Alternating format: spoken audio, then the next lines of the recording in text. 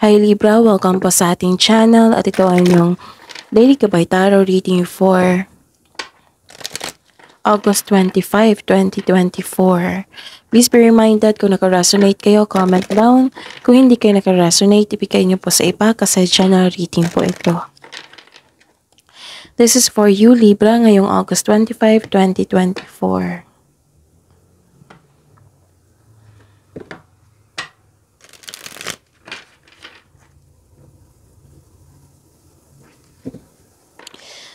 Maraming salamat po sa inyong patuloy na suporta at maraming salamat din po sa mga hindi nag-skip ng ads.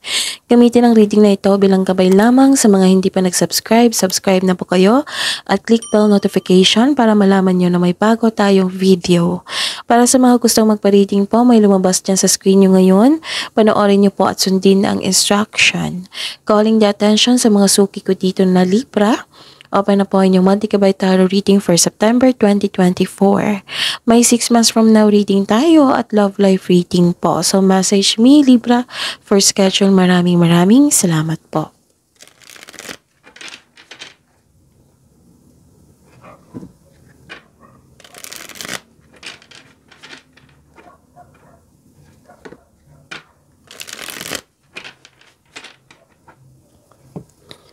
Para po ito sa inyo Libra ngayong August 25, 2024.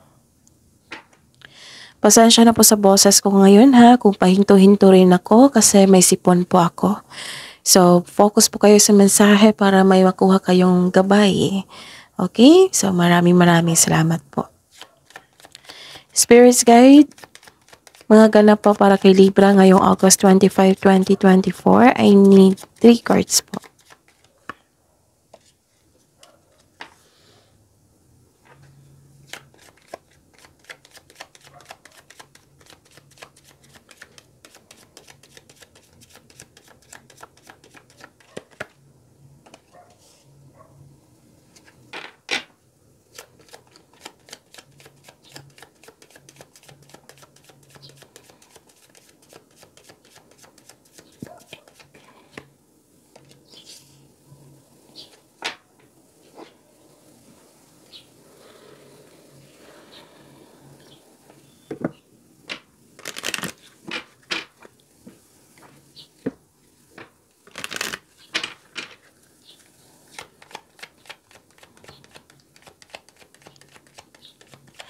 Spirits Guide, mga mensahe po para kay Libra ngayong August 25, 2024. I need 2 cards po.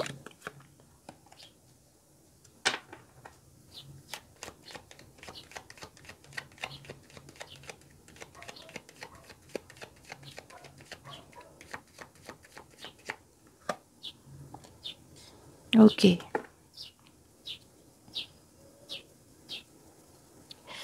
Libra. Ngayong August 25, 2024. Ang ganda. Kasi nakikita ko dito, naka-receive po kayo ng blessings po. So, claim niyo po ito ha.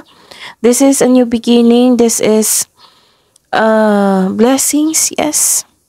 This is hope and healing also. Marami kayong ideas na naisip ngayon, thoughts, na gusto nyo simulan agad. And nakikita ko dito na yes, ang ganda kasi hope and healing rin nandito po. Parang nagre-research kayo ngayon.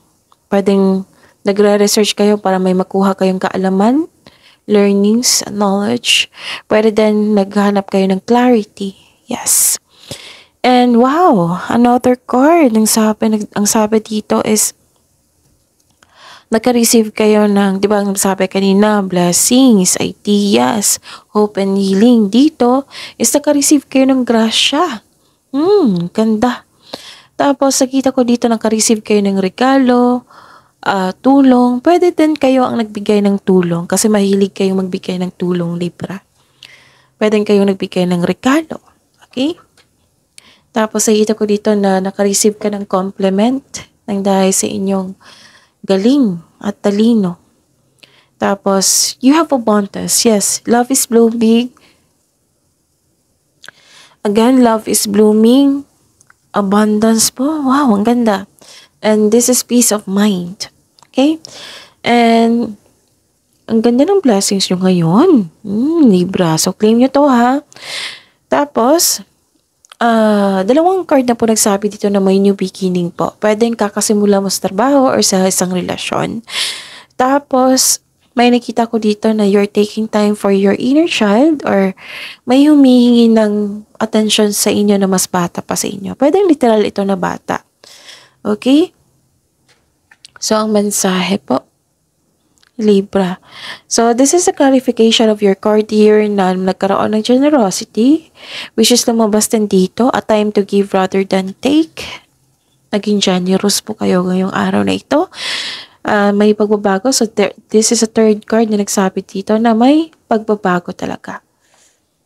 Kakapasok lang ng relasyon, trabaho, nagkaroon ng balikan, may pagbabago sa treatment, ganon. Spirits Guide, ano po yung energy ni Libra ngayong August 25, 2024?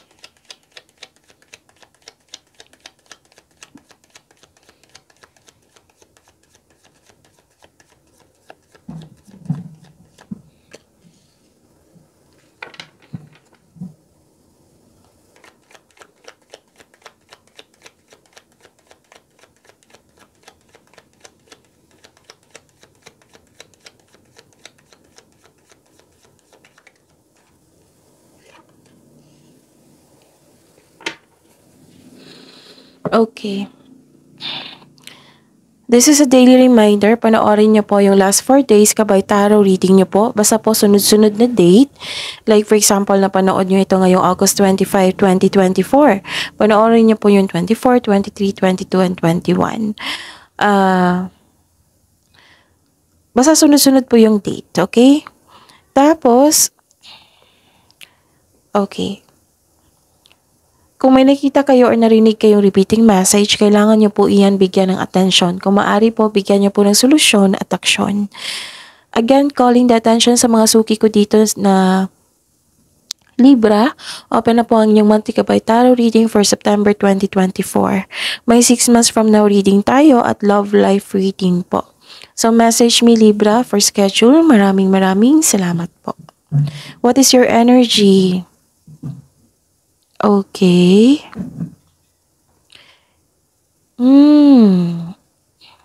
Nakikita ko dito na you are walking away, nagkaroon ng moving on. Kaya pala may hope and healing dito. Kaya pala may pagbabago. This is movement, gumagawa ka ng paraan para tulungan yung sarili mo. Which is very good to ha. Maturity step to.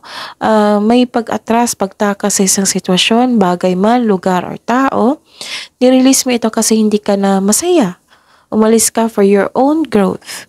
Hindi kasi tayo magkakaroon ng growth kung magstay tayo sa hindi tayo masaya. So, this may feel distressing po sa ngayon, pero wag mong hayaan na makulong ka sa kalungkutan. Kailangan mo ng action para magkaroon ka ng freedom. And yun, gumawa ka nga ng action dito. This is kasi movement eh. You're moving on, you're walking away. Okay? Pwedeng sa career and money to. You're ready na iwan mo magkaroon ng career change. Pwede din sa love life po. Na umiwas ka or you are walking away talaga, literally. Okay? Yan. Pwedeng sa kaibigan, umiwas ka sa mga toxic relatives, ganun. Basta nag-decide ka kasi hindi nakatulong sa iyo. Or kasi na found out mo, kung palagi kang stress na kung palaging yung mga tao na binibigay sa inyo, yung sitwasyon is, yung binigay sa iyo is stress. Nalaman mo kasi na what I meant is na-realize mo hindi na nakatulong. So, you are taking an action na para for your own growth and expansion. This is very good. Kasi we cannot please everyone, di ba? Choice nila yan na maging toxic. And minsan, hindi yan ma-realize ng tao kung naging toxic sila sa kapwa nila, di ba? So, Intindihin na lang natin, instead na magalit sa kanila, i-pray mo. Tapos, tama tong gagawin mo. Kung toxicity na, kung walang nangyaring growth and expansion, then make changes. Kaya nga may ilang cards dito nagsabi dito na may new beginning. Nagbabalanse po kayo dito. Okay? Nagkaroon ng pagkakaisa, moderation, this is divine timing, serenity. Combination of forces, nakikita ko rin dito, oh.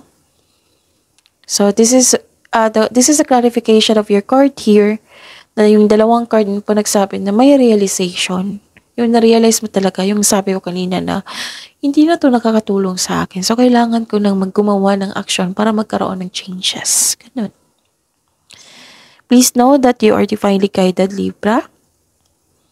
Maaring nagbigay ito ng signs sa pamagitan ng isang tao or kaibigan na maaring makatulong sa struggle mo ngayon, kaya magbigay ng mahabang pasensya. Have patience as the universe goes to work to bring your desires into reality. And tama to talaga, agree ako, nagagawa kayo ng action, nagagawa kayo ng movement for changes, for new beginning. So, pagbalance ito seek balance and create a calm atmosphere. Okay.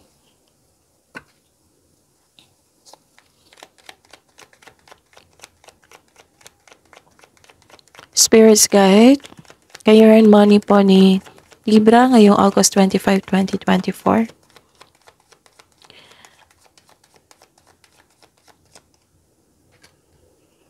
And the clarification of this card po.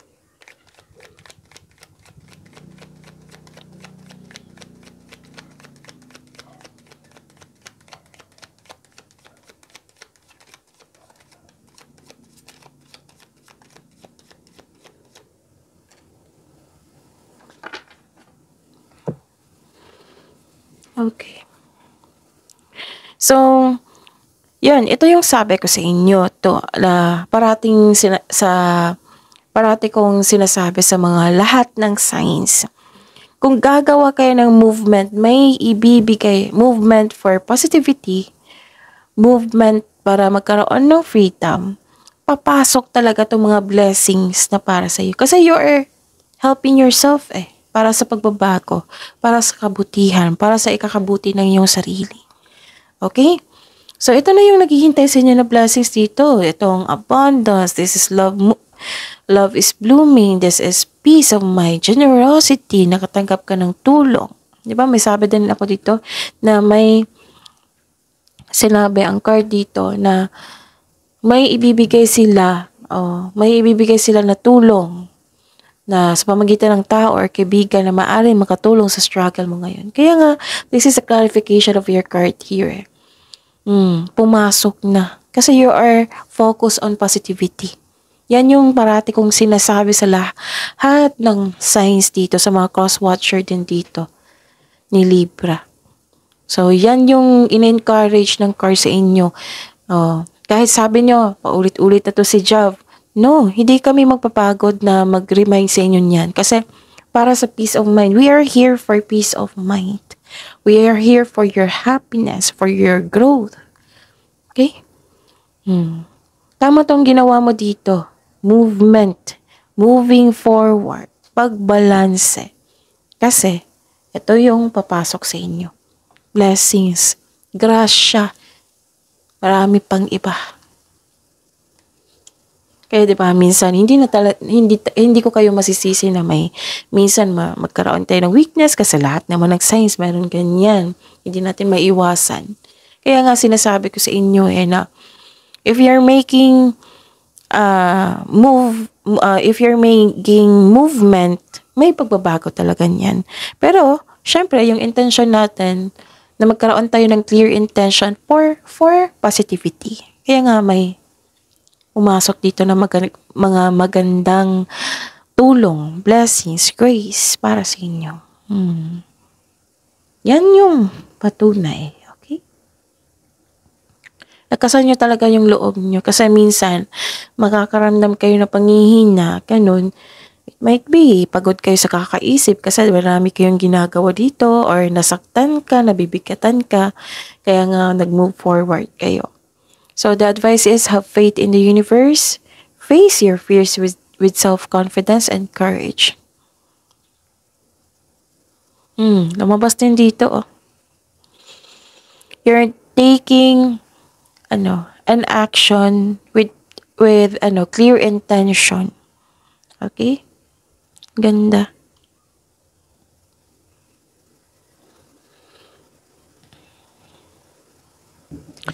Alam niyo ba, sa mga ginawa mo ngayon, na you're moving forward, tapos nagpagbalanse, pagiging generous din sa kapwa at sa sarili, syempre, nagkaroon ng victory.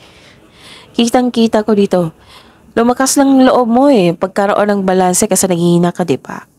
So, may iiwan ka, may i-sacrifice ka.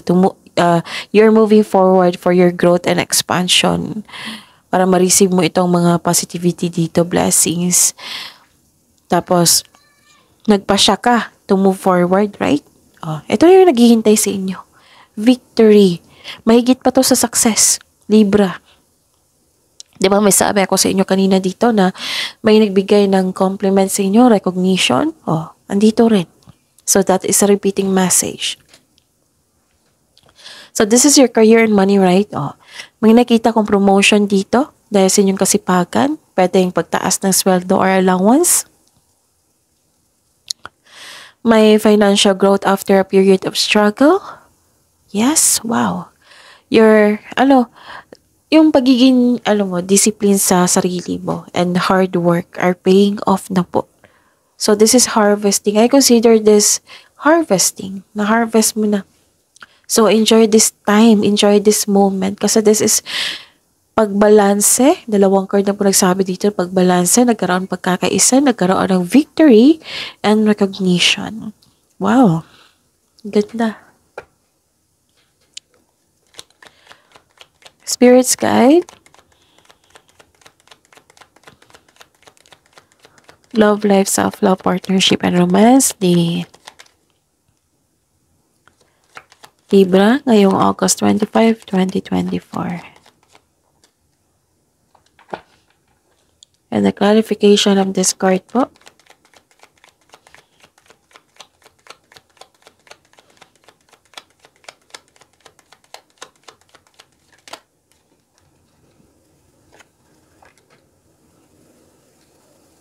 Okay.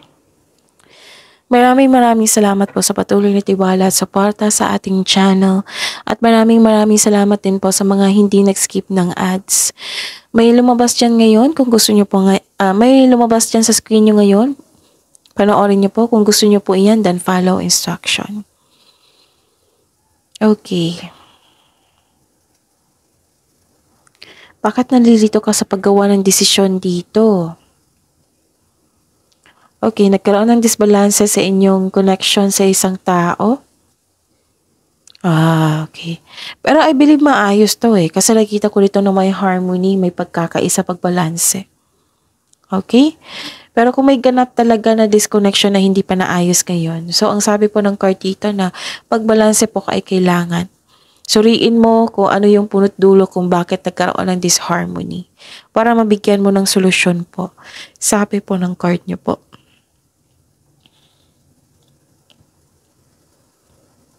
Okay.